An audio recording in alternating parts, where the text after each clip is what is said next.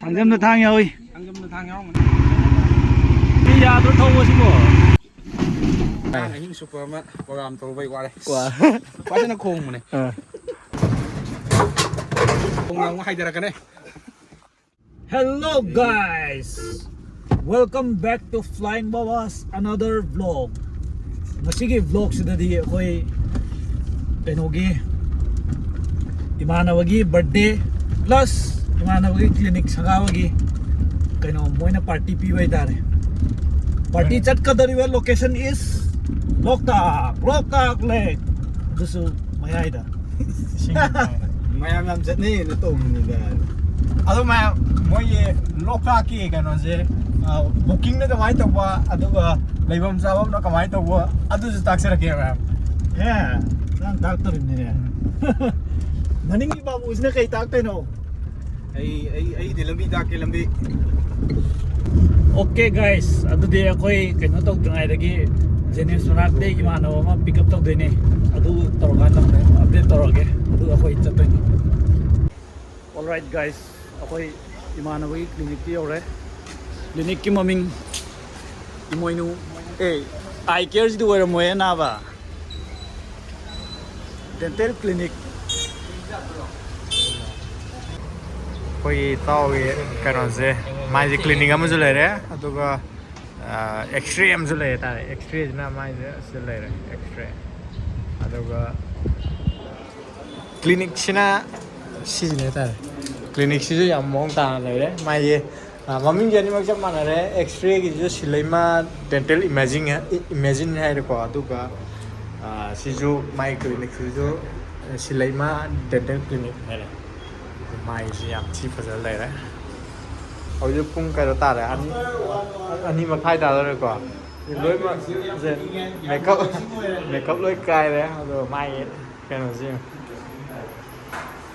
đây đó là Moi copyright le go. Ko sai ya re. Mayam nga saya koi nga ta ga pung ngai lu ma tung mut op cái koi ro tung. nong ta koi gi khara Weather se. Nusa sari ngai la ko ta nong bai chu go. se mai đi là các program silen ba sa la ho den nuai yu tha ga tau yo Kana no tengal li jibo. Sak ching je lo wa de. Agi na te masi ki nong je. Alo sil le yo de. Koi lunganu pise ga ni na kaura ga kadai de no sum thong sa na le re. Kari ya ni ni. as na matuk manau tau we ang pora te mas Akoi bunganu pise ni puri ban pa ta masak si moto si kana man gam ta maya ni. nawi nang is Kari. nawi nang sa nga sa ma li box Ima aina puro ko nupi do kya su ko cha doi no. Ai lâu bần bì bu kèm cho cha đời người mà. Masi ma ta yi ti yo. Ai na thiak bunganu kya su ko cha doi no tai. Nganu phani ne changyo mi do kadai chakra. ni thong le ga Oh, phang di phang ma le.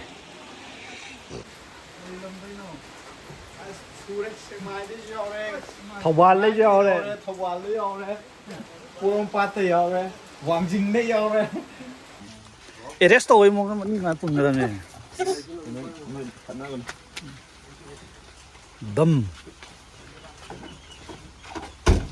Aji bawgi le ba phiam ji da comment am ta piram wa. ai no comment khui dai thong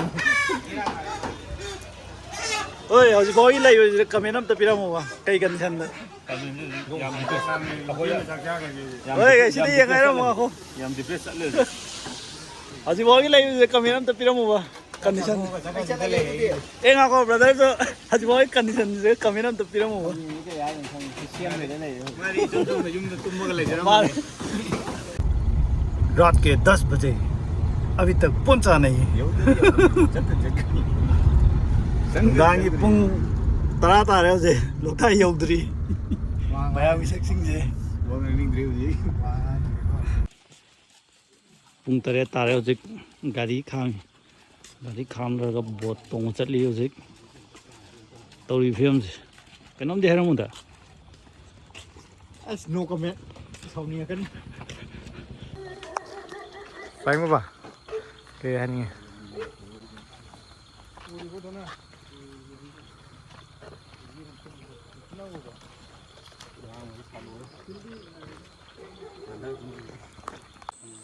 ꯅꯣꯏ ꯀꯃꯥꯏꯅ ꯇꯧꯔ ꯑꯩꯈꯣꯏ ꯍꯨꯟꯇꯣꯛꯑꯝꯕꯅꯣ ꯅꯣꯏ ꯆꯠꯈ꯭ꯔꯤꯁꯦ ꯅꯣꯏꯅ ꯑꯩꯈꯣꯏ ꯍꯨꯟꯇꯣꯛꯑꯝꯃ ꯆꯠꯈ꯭ꯔꯤꯁꯦ ꯀꯩꯒꯤꯅꯣꯕ ꯉꯥꯎꯁꯟꯒꯅꯣ ꯍꯥꯏꯕ ꯁꯤ ꯍꯧꯖꯤꯛꯇꯤ ꯉꯥꯎꯁꯟꯅꯔꯦ ꯀꯃꯥꯏ ꯌꯥꯅꯤ ꯑꯩꯗꯤ ꯅꯪ ꯒꯤꯇꯔ ꯄꯥꯏꯕꯅꯦꯅ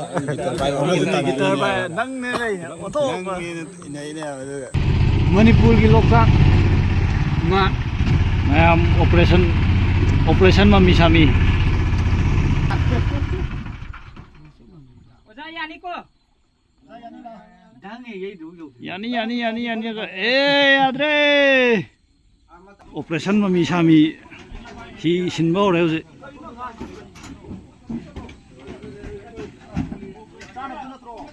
Tꯧꯔꯤꯁꯤ ꯀꯩꯅꯣ what is this behavior 이봉호기 따라 당점도 탕 야오이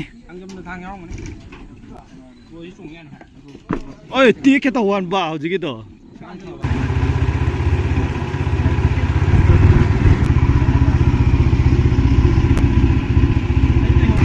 이 야도 타고 싶어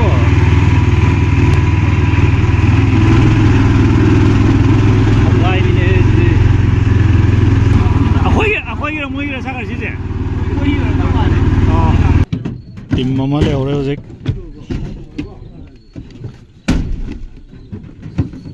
와이씨 아이 땀시 거의 팀이 상승점 때 이행했어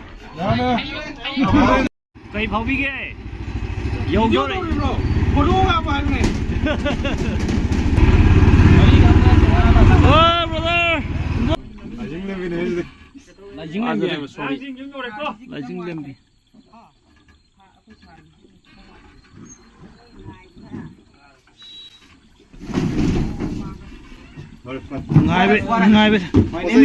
Finally. Let's go, boy. Hey, carpet thai ko channel không lồng thuốc view. Oh, boy, any comment? Oi, any comment? Cầm tiến làm này.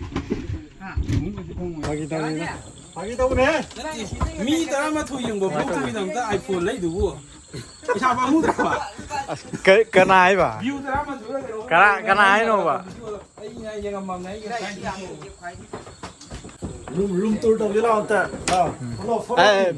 Bidasarkan nama si Iro yang tera si like ko. Siang pro siang aku siang kong agak. Kami room tour tahu je lah.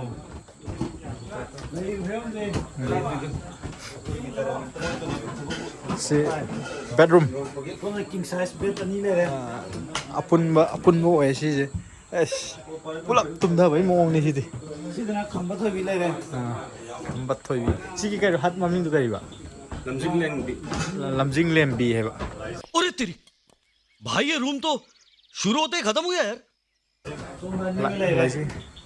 Sida sing sidi ai gi warn si ma.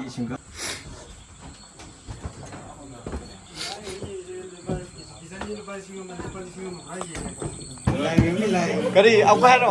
Nah itu apa hano? Aro ông ka. Isai ya lai isai tai je. Lai development ka bi lai ka je ko. Highway da lai jong dia ne lai development ka bi. Moi ha ko. Busy si oi la. Sorry la. Ne ne ne ne. Ile. Dai tra. Ising ko bi ne lai. Sabah. Sabah.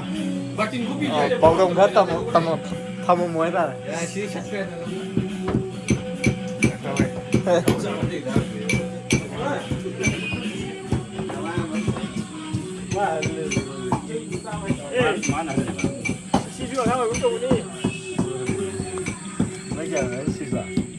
Bidasarkan tu thaba arai mai loi piselo.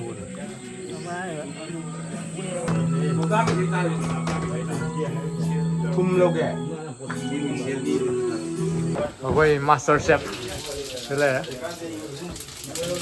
มากันนะคงทักสตอรี่สักคมเดือดจังก็ได้ใครนึกตัวมั้ยชิวลูกชิวไม่อยากเลยเนาะ Education.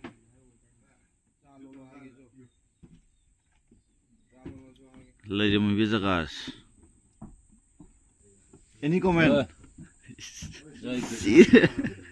Any comment?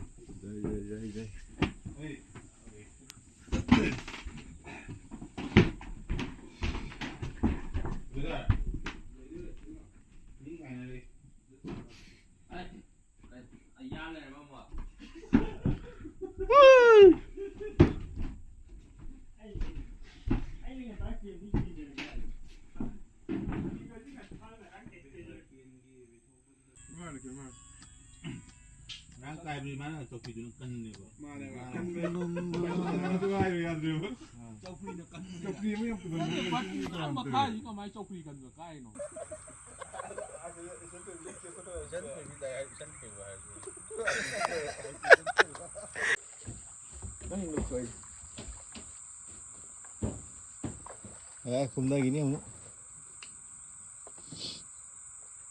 Mọi iman nó là nói chung thì ấy han là đi đôi hay gì đó đã liền.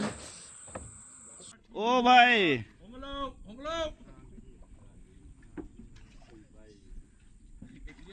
Sai sai tao ngọc sẵn nó nó ba lại tao quay tạm thuộc lắm rồi. À quay gặp phân lạc tiền rồi.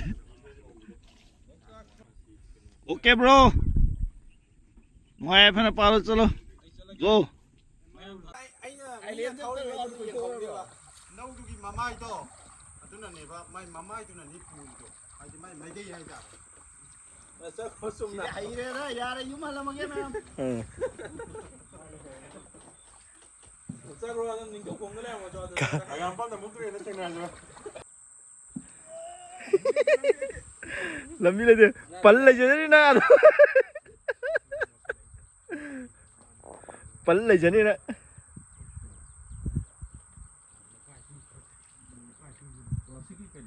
Chỉ dám tôi theo cái lần này.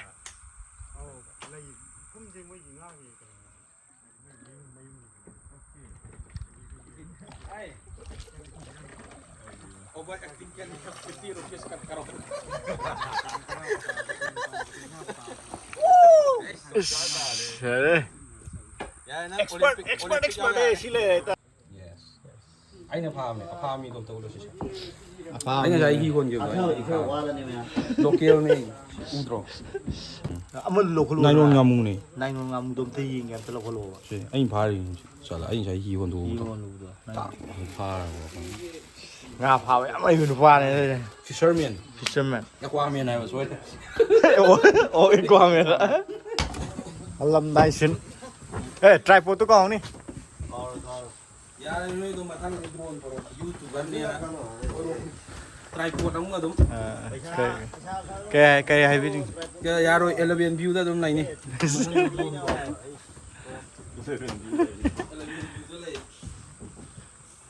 Cái nó có ai rồi đó. Ngoài đấy mèo. Tôi đã xin nữa. Thôi. Enjoy tôi đây. Like, subscribe to video. Music nhân man bra. Mà đây này. Anh Superman, program tôi vậy qua đây. Qua. Qua cho nó khùng này. Returning. Cây bao cái gì? Bên ngoài. Anh lần này ngang lao có đeo ngay cái nó đó. À tôi kia áo ra một đi dân kì.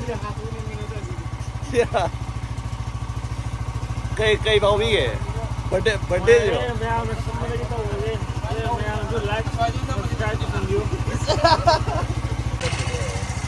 Pak Jari. Tuan namu, kon tuan namu. Aku cari minum ni tu, tuan tak. Aku cari lagi. Sống cái này đây. Ayah yang wai luang lah pun. Luang lah pun lebih dah. Beras tau tak? Sini tu tahu. Kita uluan tak? Makon tu lah.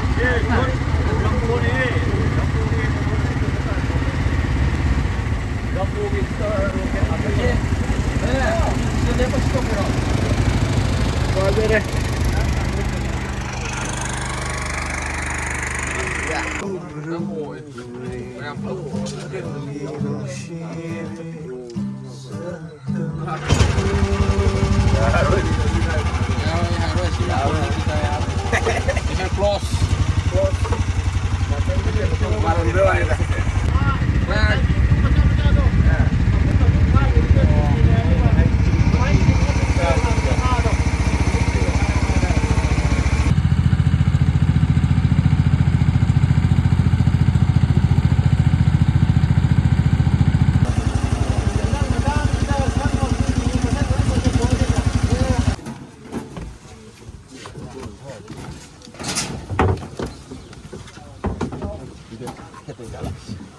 Kala yank.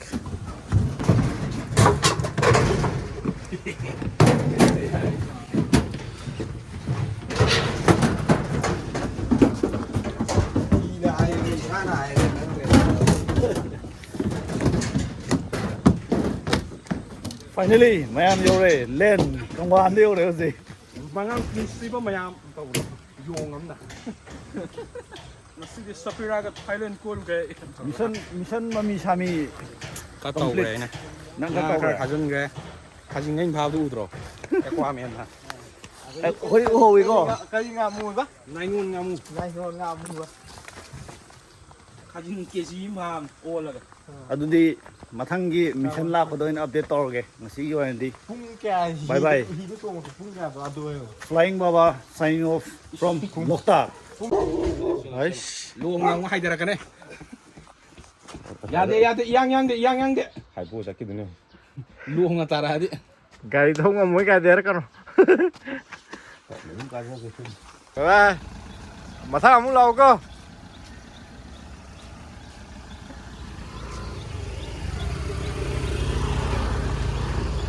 Bye bye. Mà thằng muốn lâu cơ. Ok brother. Mà đá nó thâu rồi.